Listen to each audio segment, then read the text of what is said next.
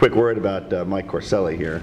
All of you know Mike is the guy who pulled all of this together, a very impressive group, by the way, with an incredible reach into the hedge fund community of Florida, which is arguably one of the fastest, if not the fastest growing hedge fund community in the country. And you know, I was trying to think, Mike, I should have asked you when I saw you a minute ago, but how we met. But we were introduced several years ago when TRE, Receivables Exchange, was just getting off the ground. And we had maybe 6 or 7 buyers on the platform, and I'll get into what that means in a second. But they were factoring companies, hedge funds, banks. And the first trade went live, I guess it was sometime in November 2008. And nobody bid.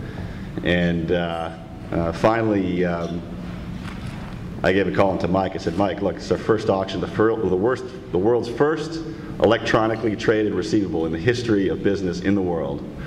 And you got to buy it. So he looked at it, he did his diligence, and he bought it. And that was the first time that a commercial receivable had been purchased electronically in history. And that was done by Mike and his hedge fund at the time. To put that in perspective, that was a sub-$1 million transaction, and last year we touched over $3 billion.